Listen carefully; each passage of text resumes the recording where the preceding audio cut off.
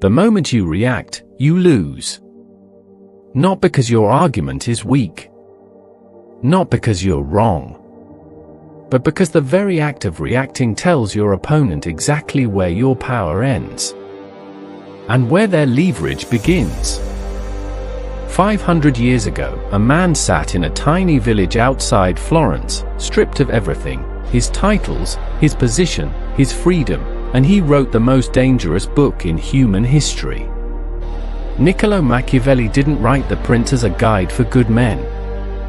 He wrote it as a map for those who refuse to be broken. A cold, unflinching dissection of power, how it moves, how it's taken, and how it's lost. And buried inside that map is a truth that most people spend their entire lives running from. Silence is not absence. Silence is a weapon. What you're about to hear isn't theory. It isn't comfort.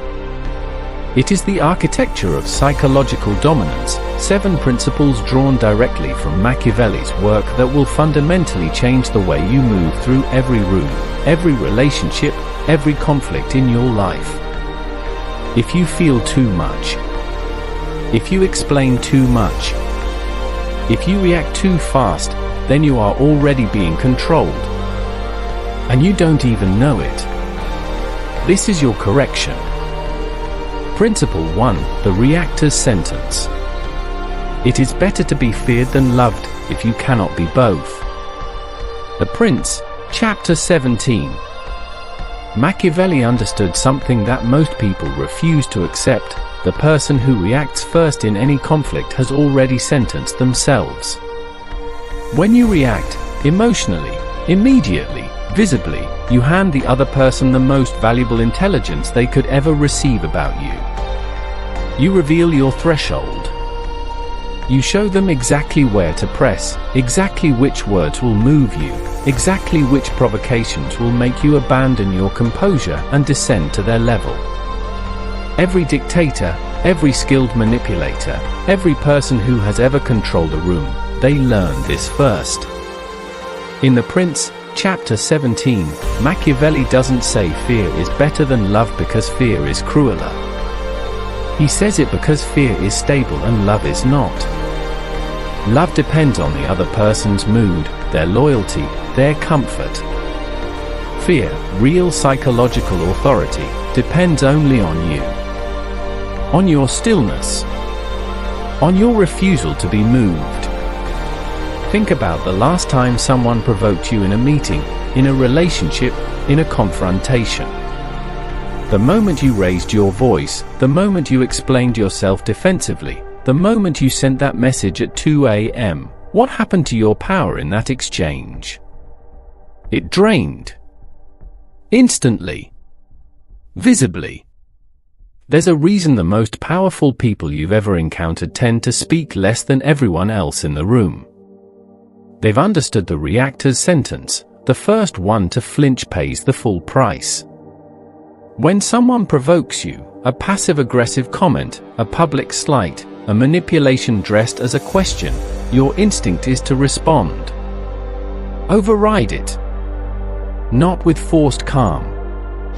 With genuine indifference.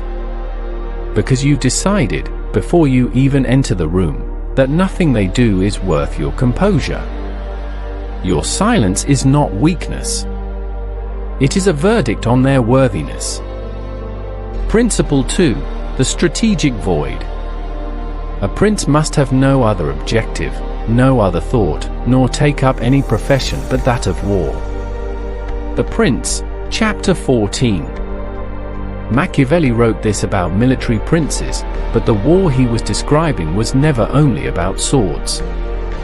Strip the metaphor and the principle becomes lethal in its simplicity. The person who has a singular, consuming focus cannot be manipulated through distraction. Most people are desperate to fill silence. They rush to explain, to justify, to cover the empty space because silence feels dangerous to them. It feels like rejection, like conflict, like losing. That terror of the void, that is exactly what manipulators feed on. In Chapter 14, Machiavelli's prince studies terrain obsessively. Not because he loves geography, but because he must never be caught in unfamiliar territory. Your emotional terrain is the same. When you know your own values, your own direction, your own worth, you cannot be destabilized by someone else's silence, coldness, or withdrawal. The strategic void is this: when someone tries to bait you with silence, the cold shoulder, the sudden distance, the passive disappearance designed to make you chase, you must meet their void with your own. Not as a tactic, as a truth. Consider the dynamic in controlling relationships. One partner withholds warmth to make the other anxious and compliant. The moment the other person chases, calls, texts, apologizes for nothing, the dynamic is set. The controller has established that their attention is currency, and you have established that you will pay any price for it. Machiavelli's solution isn't to fight the void. It's to become so focused on your own campaign that their game becomes irrelevant. When you have somewhere to go, real direction, real purpose, another person's silence stops being threatening and starts being information. It tells you exactly who they are. And it costs you nothing. Fill your own silence with direction. Then their silence has no room to infect you. Principle 3. The mask of indifference. Everyone sees what you appear to be, few experience what you really are. The Prince, Chapter 18. This is perhaps the most surgically precise line Machiavelli ever wrote about power. Not because it teaches deception in the common sense, but because it reveals the fundamental architecture of how perception operates, and therefore how power operates. In Chapter 18, Machiavelli describes the prince who must know how to use both the lion and the fox. The lion for force, the fox for cunning, but above both, the mask. The curated appearance that controls what others believe before they ever have a chance to test the truth. The mask of indifference is not about pretending you don't care about anything. It is about never revealing to your opponent what you care about most. Here's how this plays out in modern power dynamics. Someone in your professional life, a colleague, a competitor, a superior, wants to know what you want. Because the moment they know what you want most, they can withhold it. They can dangle it. They can use it to steer your behavior. The highest level players in any room maintain a persistent, low-level ambiguity about their desires. They never look hungry for the promotion. They never appear desperate for the approval. They move as though the outcome is already certain, or as though it simply doesn't matter, and that composure makes others uncertain. Uncertain people make mistakes. There's a well-documented case in negotiation research. In hostage negotiation, the most dangerous moment is when the captor learns exactly what the negotiator's red lines are. Once they know what cannot happen, they know exactly where to apply pressure. The most effective negotiators are those who maintain deliberate ambiguity. What do they really need? What will they really accept? You are always in negotiation. In every room. In every relationship. The mask of indifference doesn't mean coldness. It means strategic opacity. It means smiling at the thing that was meant to wound you. Not because you're suppressing pain, but because you decided their read of you is always going to be one step behind the truth. Let them be wrong about you. It's the most powerful position you'll ever hold. Principle 4. The silence that punishes. Men ought either to be well treated or crushed. The Prince, Chapter 3. Machiavelli was not a man who believed in halfway measures. In Chapter 3, discussing how a prince manages conquered territories, he makes a statement that seems brutal until you understand its logic. If you injure someone slightly, they will seek revenge. If you destroy them completely, they cannot. Therefore, half measures are the most dangerous choice of all. Most people, when someone wrongs them, respond in half measures. They complain. They hint. They give passive signals of displeasure. They stay close enough to be hurt again while being visibly wounded enough to broadcast their vulnerability. The silence that punishes is a complete withdrawal, and it communicates more than any argument ever could. This is not the silent treatment as emotional manipulation. That is immature, cyclical, and eventually powerless. This is something different, a deliberate, clean removal of your energy, your attention, your time, and the permanent recalibration of what access to you costs. When someone repeatedly disrespects you, explains you away, takes your presence for granted, the instinct is to confront, to explain your hurt, to make them understand. But understanding is not what changes behavior. Consequence changes behavior. The moment your absence is felt, truly felt, is the moment the dynamic shifts. Not because you've argued your case. Because you've demonstrated that your presence is finite, and they've been reminded of that finitely. There's a pattern seen consistently in high-conflict professional environments. The employee who complains about being undervalued and keeps showing up anyway is managed into invisibility. The employee who quietly explores other opportunities and begins withdrawing engagement, that person suddenly gets noticed.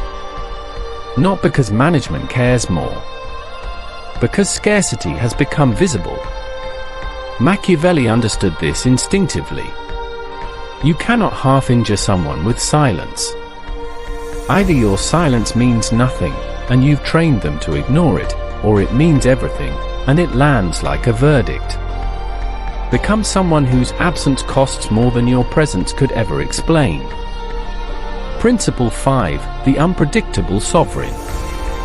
A prince ought to have no other aim or thought, but war and its rules and discipline. But more pointedly, it is necessary for a prince wishing to hold his own to know how to do wrong. The Prince, Chapter 15. Predictability is the enemy of authority. Machiavelli's Chapter 15 is one of the most honest passages in political philosophy, because it strips away the comfortable idea that virtue and power naturally coexist. Sometimes, he says, the virtuous path destroys you. Sometimes knowing how to do wrong, how to break an expected pattern, is the only thing that preserves your position. Applied to silence and ignoring, the most dangerous version of this principle is breaking your own pattern. If you always respond warmly, and then you suddenly don't, people notice. If you always engage in the argument, and then you suddenly don't, it unnerves. Your predictability has been weaponized against you by those who know you'll always play a certain role. The unpredictable sovereign breaks the script before anyone else can. This has a documented psychological basis in what behaviorists call variable ratio reinforcement, the most addictive reward schedule in human behavior. Unpredictable responses generate more attention, more effort, more obsessive engagement than consistent ones. Casino slot machines don't pay every time. That's why people can't stop. When you become occasionally silent where you were once vocal, occasionally cold where you were once warm, occasionally unresponsive where you were once reliable, and you do it without explanation, without drama, you become impossible to fully read. And an unreadable person cannot be controlled. This is not cruelty. It is the disciplined refusal to be a known quantity. Real-world example, in salary negotiations, the candidate who shows obvious eagerness, responds to every email within minutes, thanks profusely, asks for timeline updates, signals to the hiring manager exactly where the power lies. The candidate who responds with measured delays, who is cordial but never effusive, who sometimes takes a day, creates genuine uncertainty. That uncertainty costs the organization more than the negotiation itself. Know your pattern. Break it deliberately. Let them wonder which version of you they'll encounter today. Principle 6. The ignored provocation. The first method for estimating the intelligence of a ruler is to look at the men he has around him. The Prince, Chapter 22. Machiavelli spent considerable time in Chapter 22 discussing the quality of a prince's advisors, because who you respond to says everything about who you are. Extend this principle one level further. Who you allow to provoke you says everything about your internal hierarchy. Every time you react to someone who is beneath your dignity, you elevate them to your level. You grant them the one thing they've been trying to extract from you, your energy. And your energy is your authority. It is finite. It is observable. And when you spend it on the unworthy, everyone in the room sees the exchange. The ignored provocation is not about suppressing your response. It is about having such clarity about who deserves your reaction that the provocation simply doesn't register as significant. There is a famous account, widely cited in leadership literature, of how Abraham Lincoln handled his most vicious political critics. He did not respond. Not because he lacked the wit or the information to destroy them in argument. He had both. He didn't respond because he had decided, at a foundational level, that their attacks were beneath the architecture of what he was building. To respond would be to suggest they were on the same level. They weren't. And his silence communicated that more clearly than any rebuttal could have. In your own life, the colleague who takes credit for your work, the person who undermines you in a group setting, the family member who makes cutting remarks at gatherings, your instinct is to defend yourself, to set the record straight, to make them see. But each defense is a concession that their attack landed. It confirms impact. Instead, let their provocation die in the air. Move forward as though nothing happened. Not with forced cheerfulness, with genuine irrelevance. Because to you, it is irrelevant. You have decided it is. The person who challenged you will spend more time unsettled by your non-reaction than you will ever spend on them. Your non-response is a verdict. Deliver it without a word. Principle 7. The untouchable position. There is no other way to guard yourself against flattery than by making men understand that telling you the truth will not offend you. The Prince, Chapter 23. And conversely, by making clear that their manipulation will not move you. Chapter 23 is Machiavelli's most psychologically sophisticated passage. He is talking about how a prince avoids being controlled through flattery, the soft manipulation of people who tell you what you want to hear in order to shape your decisions. And his antidote is devastating in its simplicity: become someone who cannot be reached through approval or flattery, because you've already calibrated your own worth. The untouchable position is the culmination of everything that came before it. It is not a tactic. It is a state. A person in the untouchable position doesn't need to ignore provocations because they've trained themselves. They don't need to strategize about silence because silence is simply their natural rhythm. They don't react to manipulation because manipulation requires a lever, and they've removed every lever they once offered to the world. This position is built, not born. You build it by repeatedly choosing not to react when reaction was expected. By repeatedly refusing to explain when explanation was demanded. By repeatedly withdrawing your energy from situations and people who consistently drain it without offering equivalent value. The psychological research on what's sometimes called secure attachment tells us something Machiavelli intuited 5 centuries ago. The most stable, least manipulable people are those who have a fixed internal reference point, a sense of their own worth that doesn't require external confirmation. They can be surrounded by criticism and remain unshaken. They can be surrounded by flattery and remain unimpressed. They can be ignored and not spiral. They can be praised and not inflate. Consider the most powerful person you've ever personally encountered. Not powerful in title, powerful in presence. Recall how they moved through conflict. How they received bad news. How they handled someone trying to rattle them. There was likely a quality of stillness. Not coldness. Not absence. Stillness. The sense that they had decided, at some deep level, that the external world was simply not authorized to determine their internal state. That is the untouchable position. You don't announce it. You don't perform it. You inhabit it, until the day someone tries every lever they have on you, every manipulation, every provocation, every flattery, and finds nothing that moves.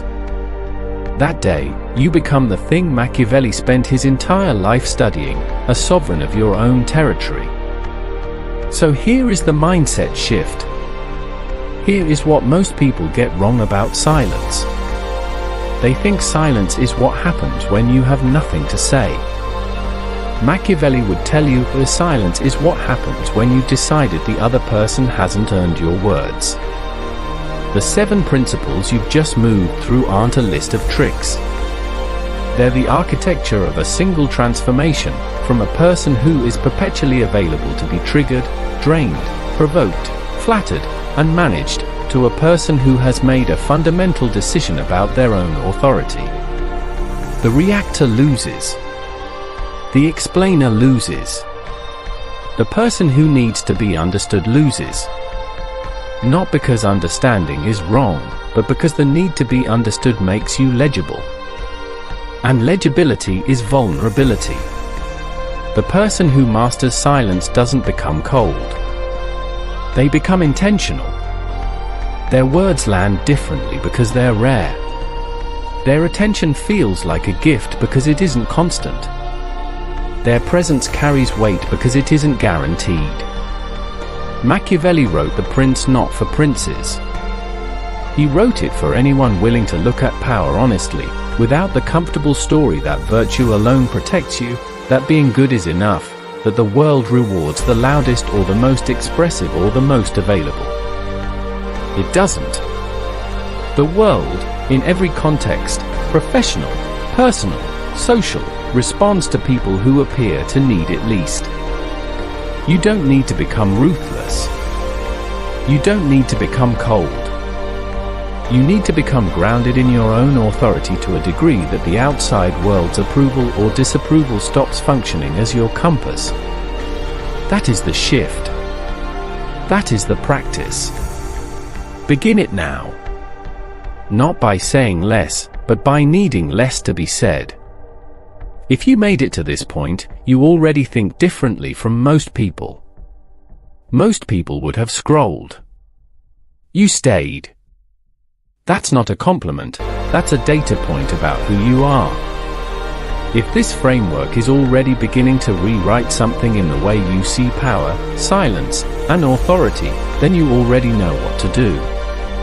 The next video will take you further into the territory that most people are too comfortable to enter. That's where you'll find us. Don't forget to subscribe. Vornix Wolf. Stay hidden, stay sharp.